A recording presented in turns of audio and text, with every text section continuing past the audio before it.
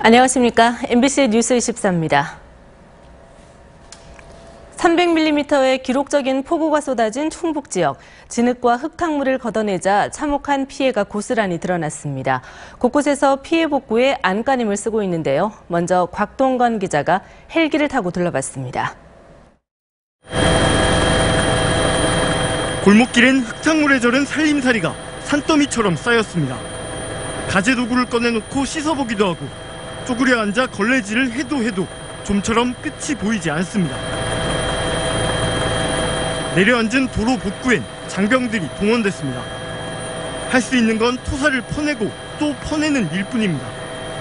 저지대 농가는 아직도 지붕만 겨우 수면 위로 내놓고 있습니다. 급류가 쓸고 간 가건물은 앙상이 휘어진 뼈대를 그대로 드러냈습니다. 불어난 하천 한가운데 대형 화물차가 처박혔고 하천변에는 침수된 트럭들이 줄줄이 늘어서 있습니다. 차량 정비소엔 진흙을 뒤집어 쓴 차량들이 줄을 섰지만 정작 수리했을 장비들을 말리기도 벅찬 상황입니다. 오전 수업만 마치고 학생들을 돌려보낸 한 고등학교. 일단은 물에 잠긴 책장과 집기라도 운동장에 꺼내놓는 수밖에 없습니다. 정부는 피해가 집중된 청주시 등 충북 지역 4개 시군에 대해 특별 재난지역 지정을 검토하고 있습니다. MBC 뉴스 곽동건입니다. 청주와 천안 지역에 떨어진 물폭탄은 큰 상처를 남겼습니다.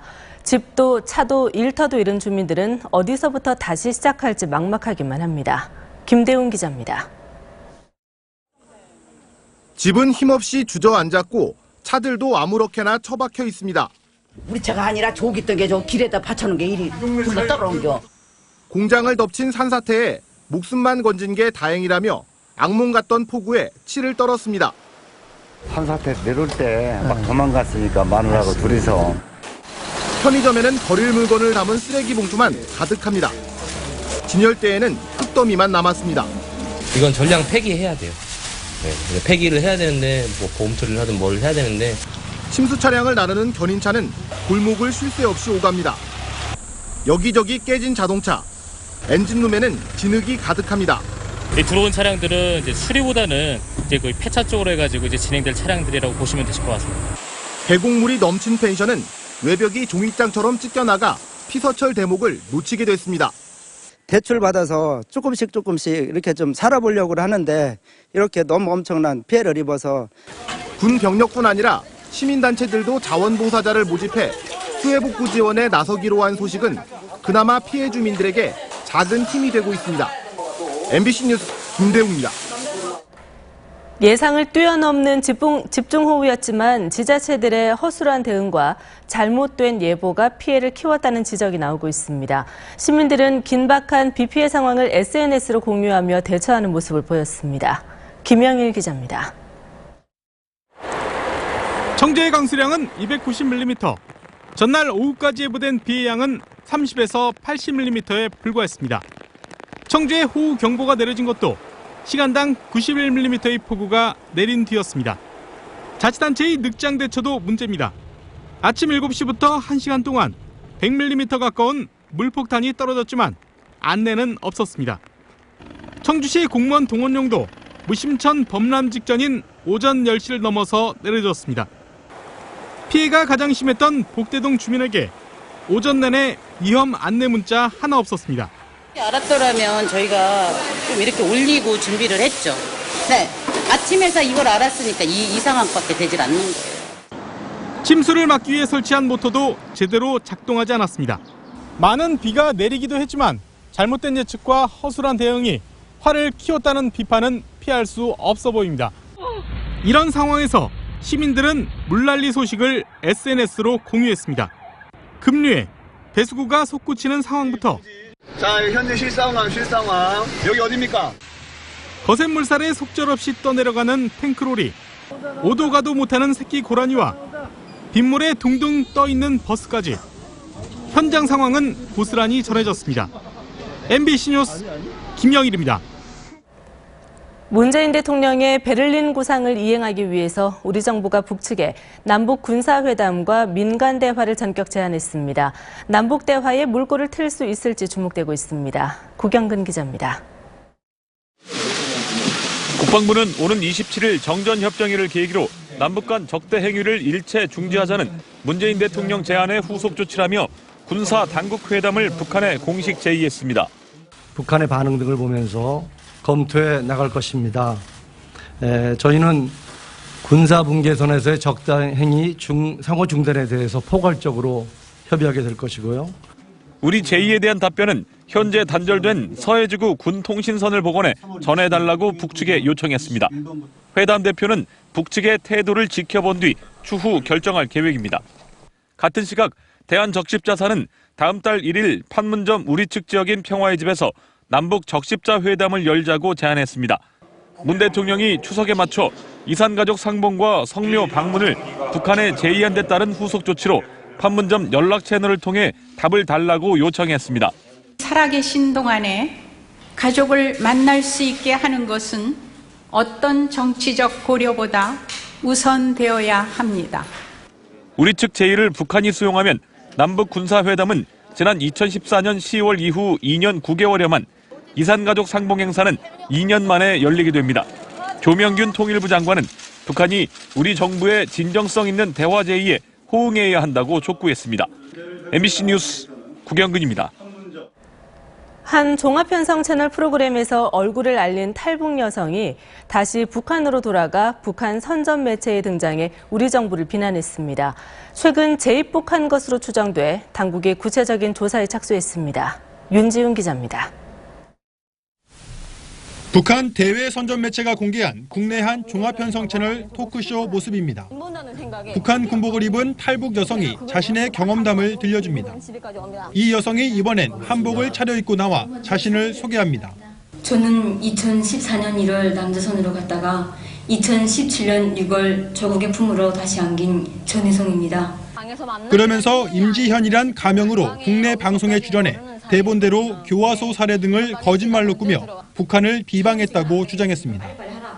돈을 많이 벌 수 있다는 환상에 탈북했지만 술집 등을 떠돌며 육체적, 경제적 고통만 당했다고 주장했습니다. 임 씨는 해당 프로그램 외에 우리 국방TV에도 출연한 적이 있었다고 덧붙였습니다. 정부는 구체적인 경위를 조사하고 있지만 일각에선 납치 가능성도 우려하고 있습니다.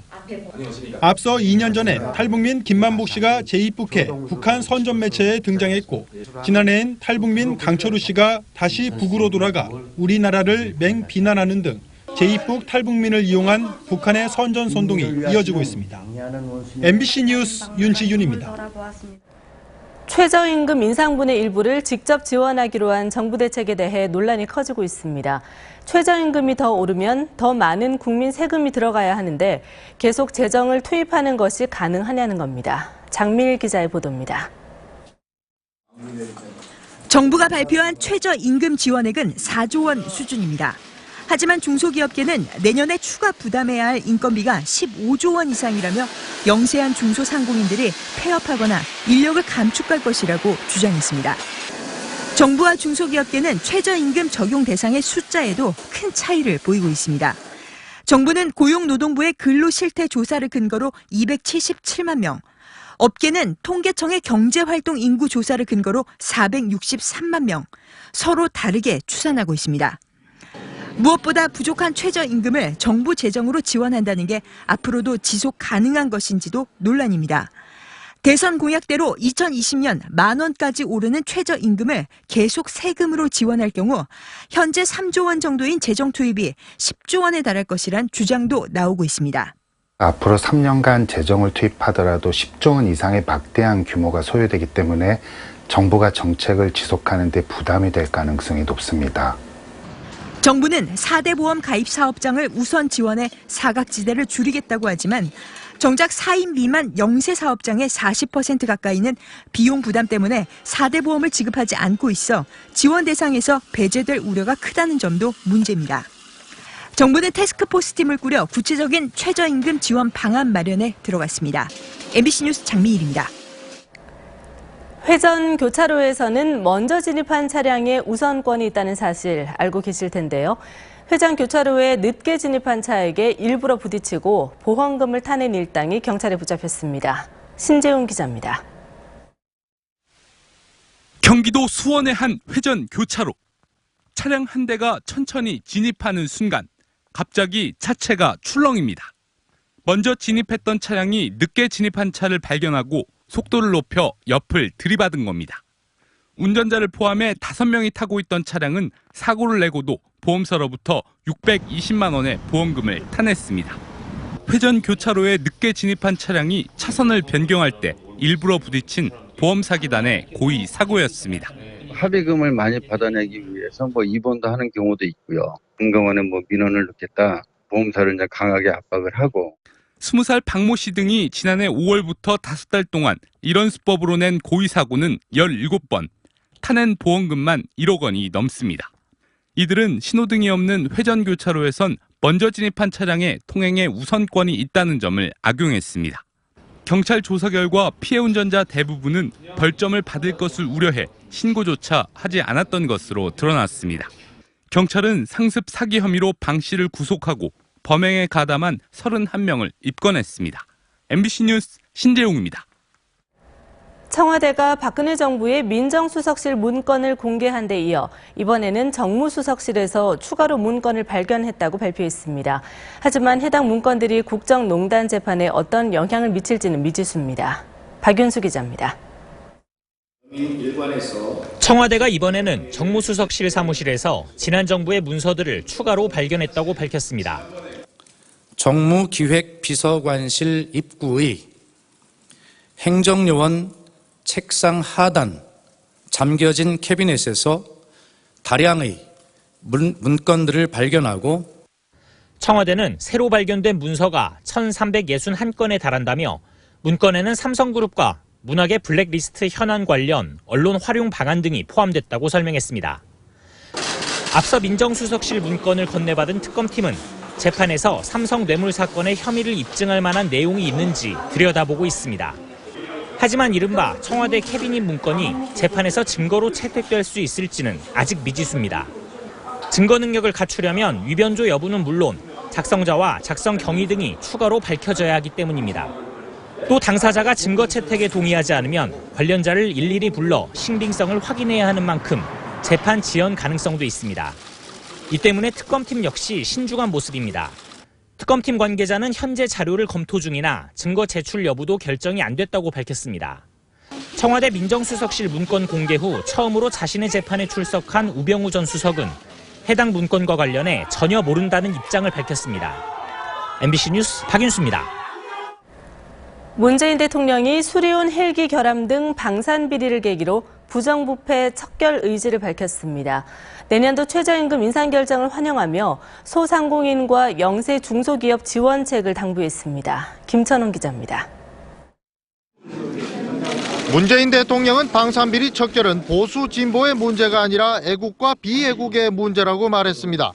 더 이상 미룰 수 없는 적폐청산 과제라고 강조했습니다. 방산비리는 단순한 비리를 넘어 안보의 구멍을 뚫는 이적 행위에 해당한다고 생각합니다.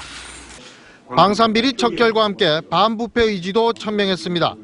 노무현 정부 때 운영됐던 대통령 주재의 반부패 관계기관 협의회를 복원하기로 했습니다. 감사원이나 검찰과 별개로 청와대가 반부패 제도와 시스템 구축 등을 직접 관장하겠다는 겁니다.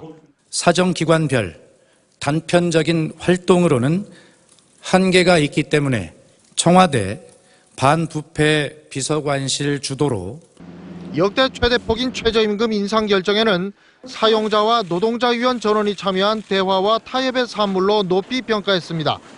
대신 영세 중소기업과 자영업자 부담을 덜어줄 모든 정책 수단을 동원하라고 지시했습니다. 청와대는 이를 위해 일자리 안정 자금 지원을 위한 관계부처 TF를 운영하고 법률 시행령 등의 재개정도 조속히 추진하기로 했습니다. MBC 뉴스 김천홍입니다. 지금도 서울을 비롯한 전국 곳곳에 비가 내리고 있습니다. 충남 보령의 호우주의보는 해제가 됐는데요. 전라도 서해안에 호우주의보가 내려진 가운데 호남 곳곳에 세찬 비가 내리고 있습니다. 새벽까지는 국지성 호우를 주의하셔야겠습니다. 앞으로 충청 남부와 전라도를 중심으로 최고 100mm 이상 쏟아지는 곳이 있겠고요. 경기 남부와 영서 남부, 충청 북부와 남부지방으로도 5에서 많게는 60mm가량 내리겠습니다. 또 동해안과 남부에는 폭염특보가 내려진 가운데 찜통 더위가 이어지겠습니다. 강릉 35도, 대구 34도, 서울도 31도까지 오르겠습니다. 오늘 오후에 내륙지방을 중심으로 소나기가 내리는 곳이 있겠습니다. 낮 기온은 서울 31도, 대전 33도, 부산 30도까지 오르겠고요. 주 후반에는 중부지방을 중심으로 장맛비가 또 내리겠습니다. 내시였습니다.